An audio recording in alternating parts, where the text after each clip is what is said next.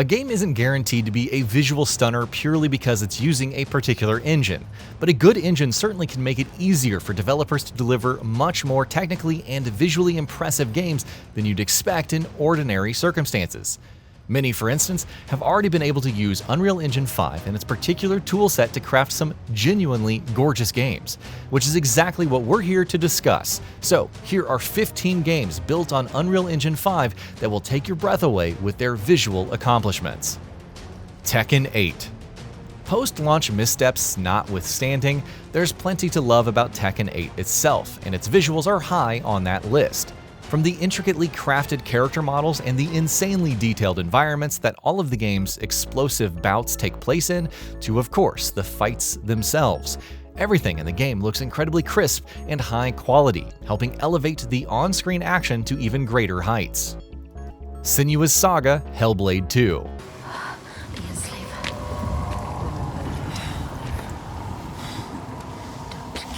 What are you going to do with that sword, girl? She looks ready for you. Senua's Saga Hellblade 2 failed to land with the same sort of impact as its beloved predecessor, and whether or not the game's gameplay and story are as strong as they need to be is up for debate.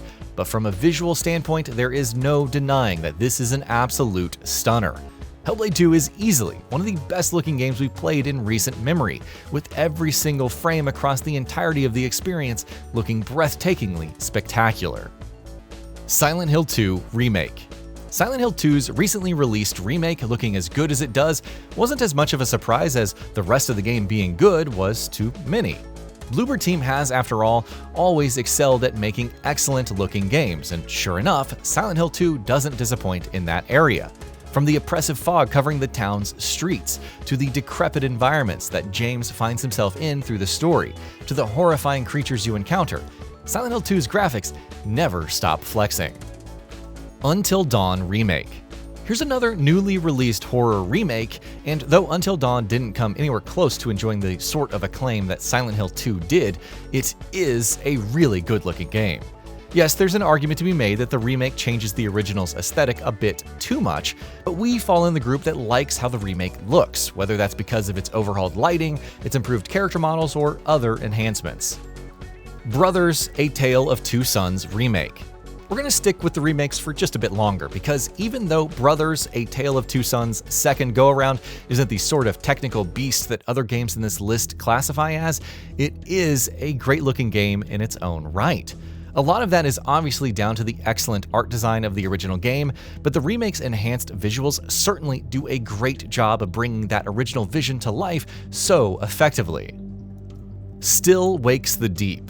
The Chinese Room's horror adventure game launched earlier this year and received its fair share of acclaim, with the bulk of it obviously being directed at its writing and storytelling. Another high point for many, however, was how good the game looked. Moving through the claustrophobic environments of a failing oil rig haunted by otherworldly nightmares never loses its charm, and a lot of that is down to how impressive the visuals are. Black Myth Wukong.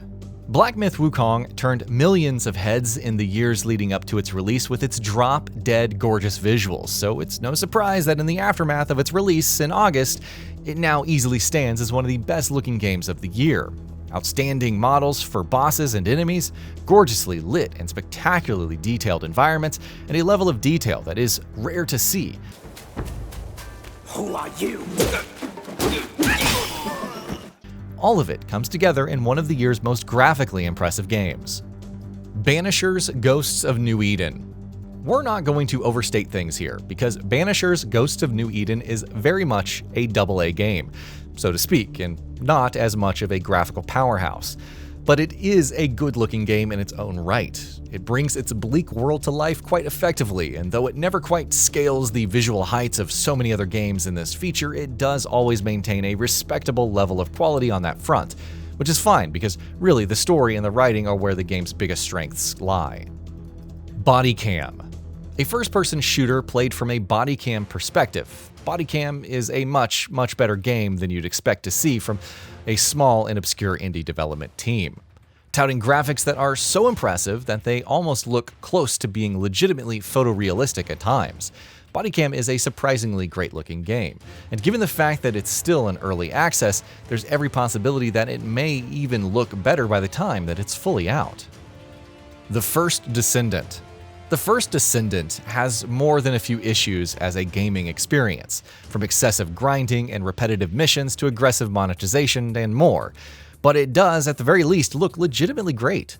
Backed by Nexon, you would of course expect the game to hit a certain level of quality where visuals are concerned, but even though the First Descendant's graphical achievements don't come as a surprise, they do consistently impress no matter how much time you choose to put into the game. Frostpunk 2.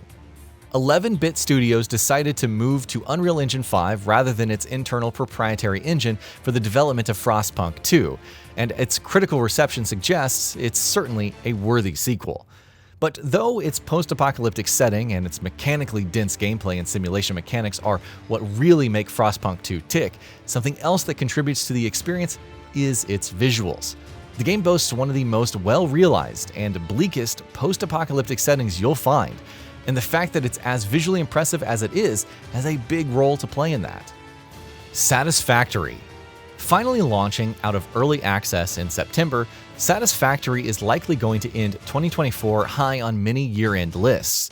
That's down to its intricate and addictive gameplay loop, of course, but though Satisfactory isn't a graphical heavyweight by any means, it is nonetheless an undeniably visually pleasant experience. Moving to Unreal Engine 5 a year and a half prior to its full release, Satisfactory has seen improvements to the lighting, physics, world streaming, and more. Intoria: The Last Song. Yes, another game that looks better than you'd expect from a small indie production. Intoria: The Last Song is definitely rough around the edges from gameplay and design perspectives, but visually, there's a lot to be impressed by here. Gorgeous locations, intimidating bosses, and more are brought to life in impressive fashion in a game that does genuinely manage to impress with its visuals time and time again. The Finals. Regardless of whether or not Embark Studios' free-to-play multiplayer shooter has managed to retain your interest since its release nearly a year ago, no one can deny that this is one of the best-looking shooters on the market. In fact, not only does it look great, it also touts some seriously impressive destruction physics, which is enough to elevate the game to entirely new heights, at least from a technical perspective. Nobody Wants to Die. First-person adventure game Nobody Wants to Die is likely going to end the year as one of the most underappreciated games. Even when viewed from a purely graphical standpoint, there's no shortage of things to be impressed by here, with developer Critical Hit Games crafting a visually stunning, grimy, cyberpunk setting that's so easy to lose yourself in. Nobody Wants to Die stands tall first and foremost because of its storytelling and its setting, but it's fair to say that both of those things are made better by the game's excellent graphics. And that'll be about it for this one. If you guys like what we're doing at GamingBolt, please consider subscribing to our channel, and I'll see you guys on the next video.